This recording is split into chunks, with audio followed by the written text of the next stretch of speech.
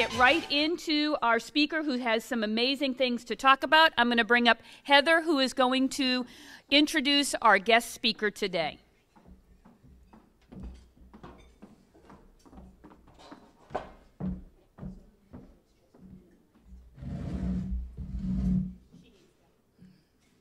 How y'all doing?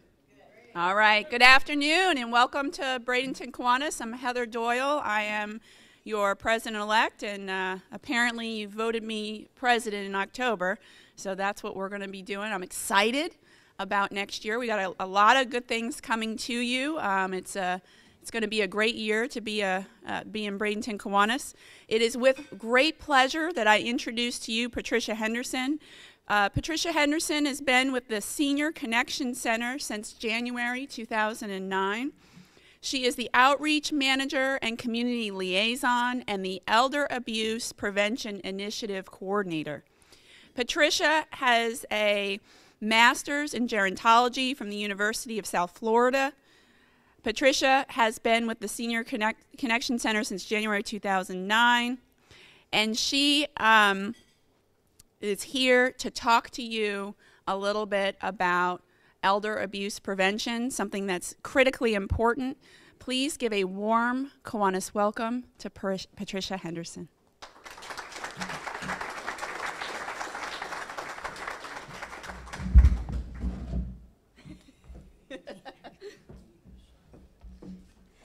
Good afternoon, everyone.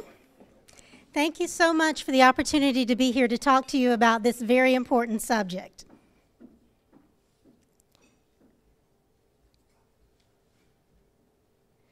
So before we get started, how old is an older adult? How old is an elder? Okay, that's a good answer, older than you. Well, for the purposes of our discussion today, we're going to talk about the federal definition, which is 60.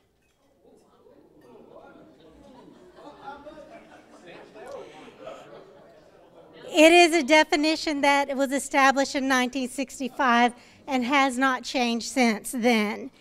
So we probably would agree that somebody who was 60 and 65 now, and 60 now, probably a little different.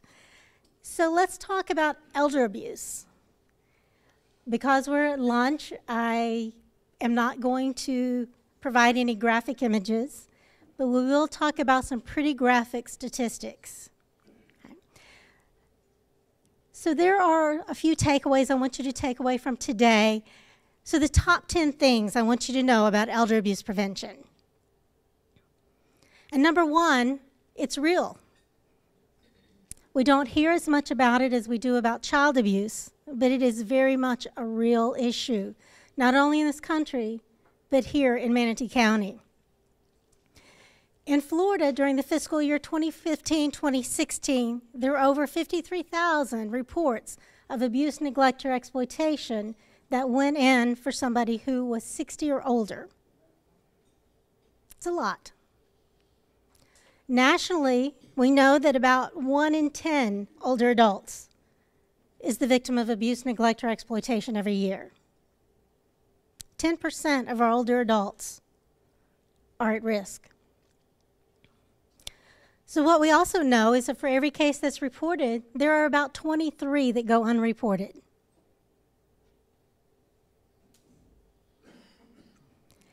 And someone who is the victim of abuse, neglect, or exploitation is 4 times more likely to die prematurely.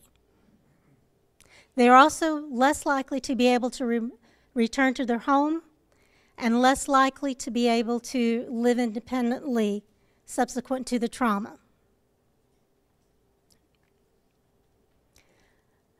Number 9 on our list is that elder abuse is local. We're not just talking about a national problem or an international problem. We're talking about a problem here in Manatee County and in all of our counties. During fiscal year 2015-2016, the adult investigations received involving someone who is 60 or older in Manatee County, 1,268. Now for fiscal year to date, and this figure is from about June 2nd of 2017, 1,836. So it's going up. So now let's do a little math. Didn't know you were going to have to do math at lunch, did you? Okay. 1,836 reported cases times the 23 that were not reported. In Manatee County alone, there are 42,228 potentially reported cases. That's Manatee County alone. So is elder abuse a problem? Yes. So let's talk about the number 8 on our list. What are the types? We all could probably pick out the types of child abuse, but let's talk about elder abuse. There's physical abuse. It's pretty easy to think about as far as what the definition of that is. Kicking, hitting, choking, burning, slapping, all of those things you would think of physical violence. Emotional abuse, that continual berating somebody. You're old and you're not worth anything anymore.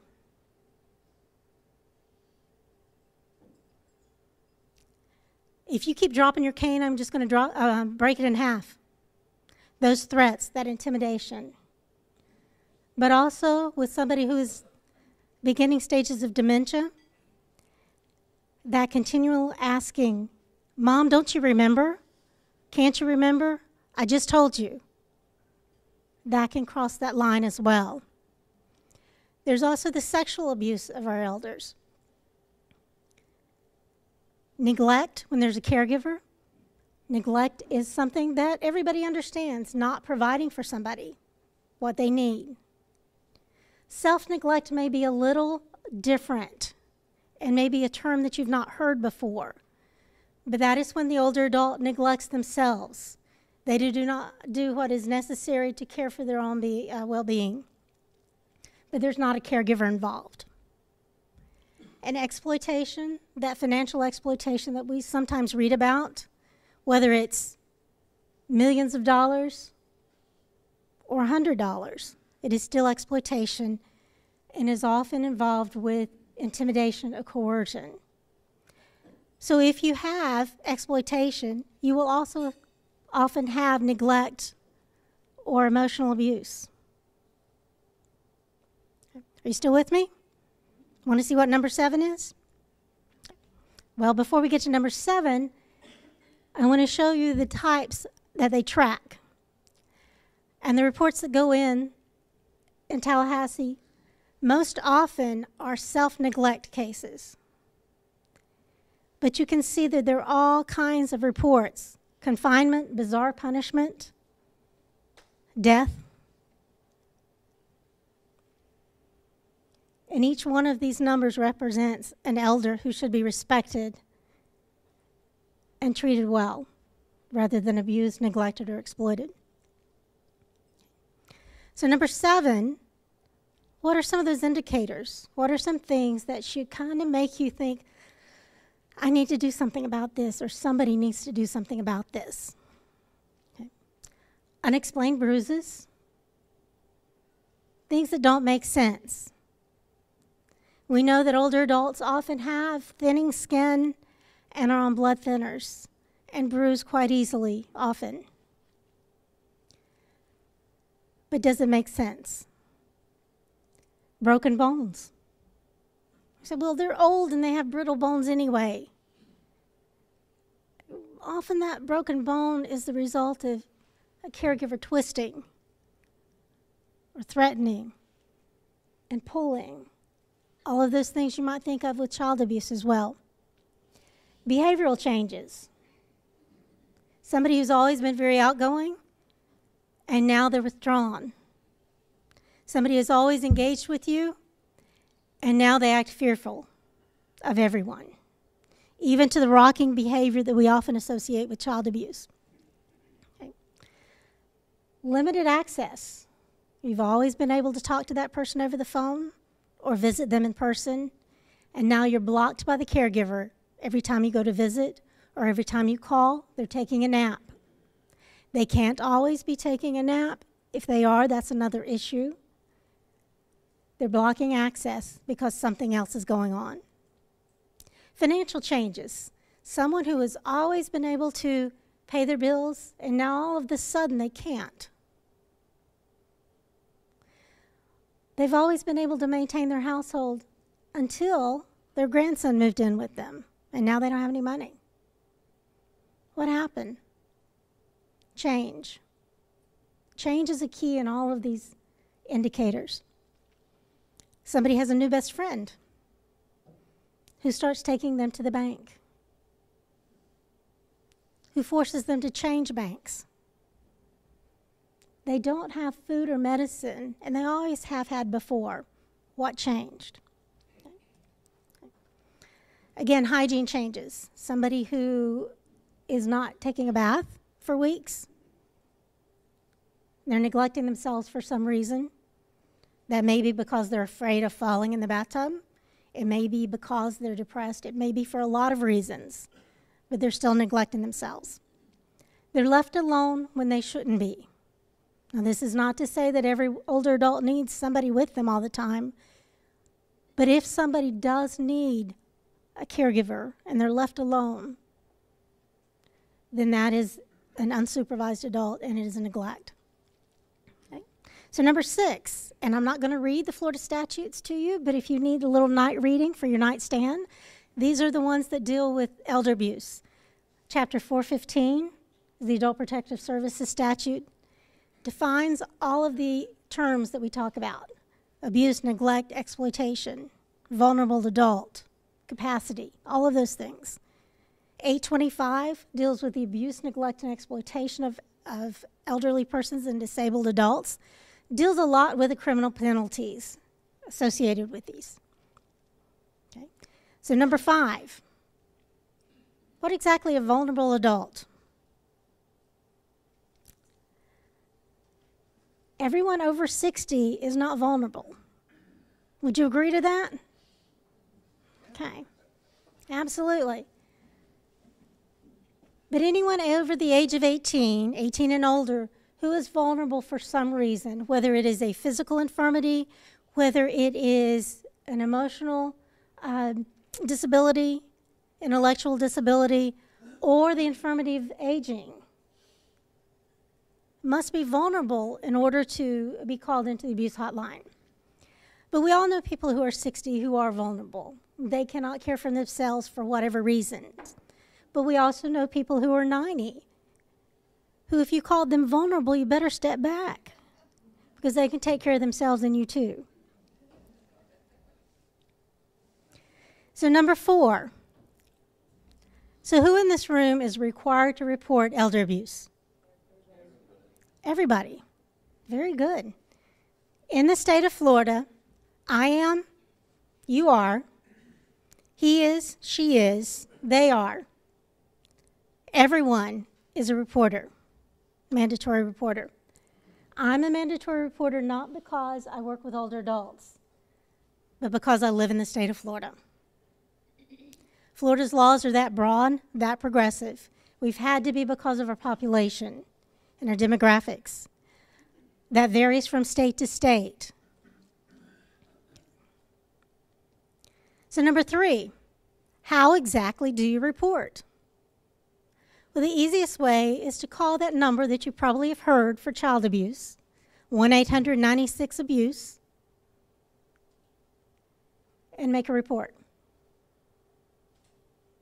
I always get the question, do I have to give my name? No, you do not. If you decide to give your name, they cannot release it. It's a felony if they do. It is confidential. You can do it anonymously, but if you do give your name, be assured they will not find out. Now, they may guess, but they're fishing. They don't know, and they weren't told. You can also go online through Department of Children and Families. And if anybody uses faxes anymore, you can report by fax. But if you go online or report by fax, you must give your name. So what is our role? at Senior Connection Center. Our role, the Older Americans Act, Title VII, requires us to provide education and outreach to groups such as Kiwanis, groups of older adults, professionals who work with older adults, and provide awareness on this issue. We do outreach at health fairs, many different variety of events, and professional trainings to those who work directly with older adults. We develop collaborations, and we also work for our World Elder Abuse Awareness Day. Notice I said day. I always say that, child abuse gets a month, and rightly so. Domestic violence gets a month, and rightly so. We have a day, and we have to make the most of it. Okay? So we would encourage you to participate along with us next June. Okay? We work closely with the Department of Elder Affairs and with the Department of Children and Families. We do not do investigations, and I encourage you, if you suspect something, report it. Please do not investigate. If you investigate, that could put you or the alleged victim in danger. Okay? So what can you do? Report. If you see something, say something. If you see something, report it. And you might be thinking, well, I'm not really sure what's going on. I'm not sure if it's abuse, neglect, or exploitation. You do not have to be sure. What you do have to be is suspicious. Does what you observe make you wonder if something's going on? Does what you smell when you visit somebody's household make you wonder if there's neglect? Does what you hear in an exchange between caregiver and care recipient concern you? Then report it. If you are reporting in good faith, there is no concern for you. You don't have to worry about any penalty for that. So we really want you to be eyes and ears out in the community, not just in your professional life, but in your family and in your neighborhood, in your faith organization.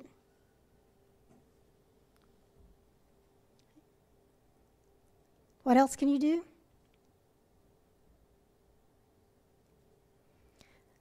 You have older friends and relatives, neighbors, the person down the street that you haven't seen in a week. Call on them. Check on them. They may not have encountered anyone in a week or 2 or 3 or 4. Isolation is one of the biggest risk factors for abuse. Support efforts to reduce isolation.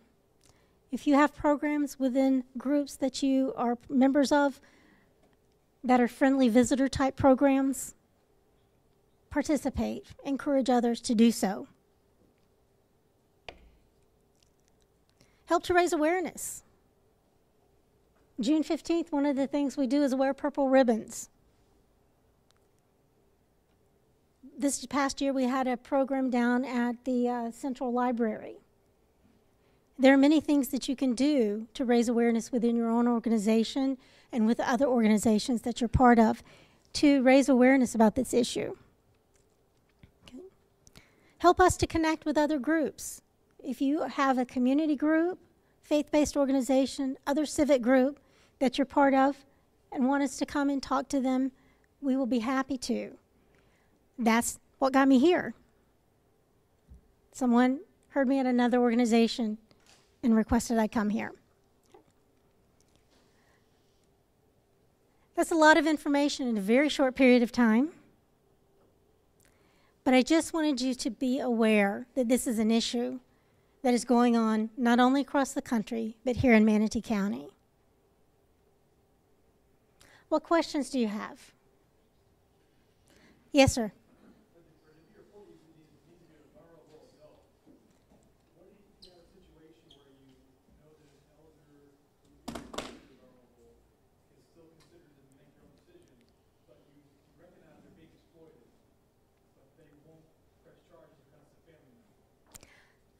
That's an excellent question.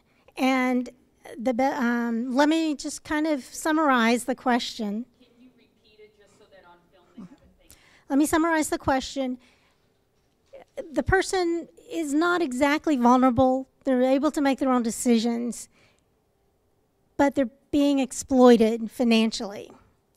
They don't want to press charges because it's a family member. And that happens quite often, where somebody does not want to press charges. Well, there are a couple of ways around that, as far as it could be charged under a different statute where it's theft. They can prove the theft and not the exploitation part of that. Still a crime, different statutes.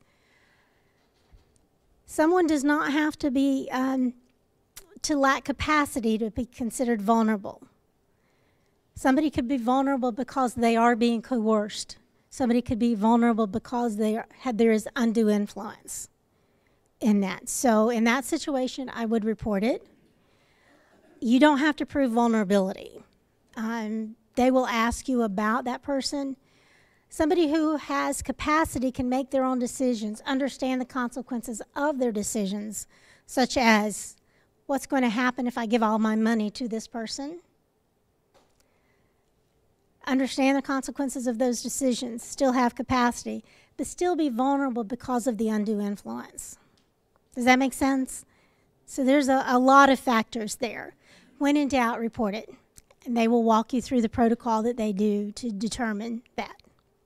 Okay. Yes, sir. For those that are looking for a nursing home for a loved one, is there a database somewhere that suggests that organization X is squeaky clean or organization Y has had some problems with elder abuse in terms of their staff? You can look up the regulatory agencies for those. The Agency for Healthcare Administration and the Department of Health regulate nursing facilities. And so they do have lists of prior complaints, prior fines, those kind of things. So, but that brings me to a point. So where does most elder abuse happen? Does it happen in facilities or in the community? In the community. Okay. What percentage of older adults actually live in facilities? It's about 5%. Okay. 90% of the time when there's elder abuse, neglect, or exploitation, it is a family member who perpetrates it. 44% of the time, it is an adult child that perpetrates it. That does not mean that you should not check out where you are looking to place a loved one. But those regulatory agencies would be able to provide information for you. Okay. Yes, sir, you had your hand up. Is neglect always considered a form of abuse? Yes. Yes. It can be a single incident. It can be a repeated pattern. Yes, sir. I'm an attorney. I'm seeing a lot more of this in my practice, particularly financial exploitation. And I guess, part of the problem with this is, as being an outside person, sometimes it's hard to determine whether it's really going on, particularly with the kind of the emotional abuse. One of the things we've done for the clients that can afford it is get an outside care manager, the one we have that's been with DCF, because a lot of times you have to send somebody in to the family situation to figure out what's going on. And but part of the problem with it is you're always in arrears, you're always behind. It's already done. So I've talked to some other attorneys, and one of the ideas we've talked about is maybe giving a copy of the statute, what constitutes elder abuse and what penalties are every time you hire somebody, so at least let them know. I don't know whether anybody's done that before, but I mean, it's a hard situation to close the barn door, after the things happen. And I've found, even though you can step in, because the emotional abuse, the elder people fold to do whatever that person wants. And I believe you're correct, sir. And maybe we can talk afterwards about some information that we have already that you could have to hand out. But let me summarize. One of the concerns is that not knowing exactly what's going on in the home, but concerned about something, and also finding out after the fact. And the older adult does not want to press charges on exploitation, and that is true. One of the ways that the gentleman said they helped find out what was going on was hiring a geriatric care manager, which is a good idea to help care for someone to determine what the needs are. Those are very valuable professionals within the field. So, okay. What other questions do you have? I got one more. Yes, sir. You know what? I think one thing you need to acknowledge is that life in itself in the whole is subject to abuse. I don't care what age, what you're doing, who you are. Somebody keep your ear in, you know, and you got to be cognizant. Hopefully your mom and daddy will teach you growing up to be on your toes and be careful, because you're subject to abuse time you start elementary school to your marriage. So it's not just age 60 up. Everybody is always, if you're involved in the community where you're practicing law or medicine or insurance agent or you're a contractor or laborer, or no matter what you're doing, you're subject to some kind of somebody overriding you and abusing you, taking advantage of it. So you need to teach that to everybody from the time they're little bambinos right on up to they get elderly.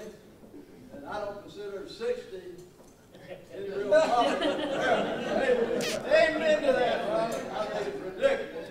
I think 60 is elderly. I've known people 38.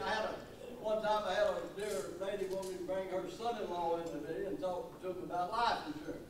I'm a state farm agent. I said, bring that dude on in, and she did. But she wasn't with him when he come in, and one of my staff brought him in. I said, this is Mr. Johnson. He'd like to talk to you about life insurance. And we got to talking. He's 38 years old, and I was a lot older than him at the time. I called him 50. But I said, old timer, what you got on your mind? He looked like he was 80 years old. So you don't know. You don't, everybody's subject to abuse. I just want you to hear that. Well, I appreciate you sharing, sir. One of the things I do want to agree with is that, yes, we all do need to be aware of what's going on, but we do need to protect the most vulnerable among us. I do thank you for allowing me to come today. I want to point out this is on your table. It has more information about our agency as a whole. So if you know somebody who's not being abused or neglected or exploited but just needs some help, you can find that information there as well. This is a good resource just to be aware of. Leave it with somebody you're concerned about. Use the information on the back to check your own credit reports to make sure they're okay. And in the back in a crate, there are some tote bags to take with you as well. Okay. So thank you very much for your time today.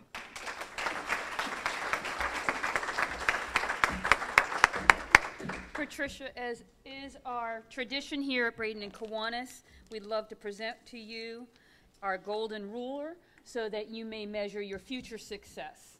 And we hope that actually you see a decrease in the numbers instead of an increase as the trend is currently. Thank you so much for coming.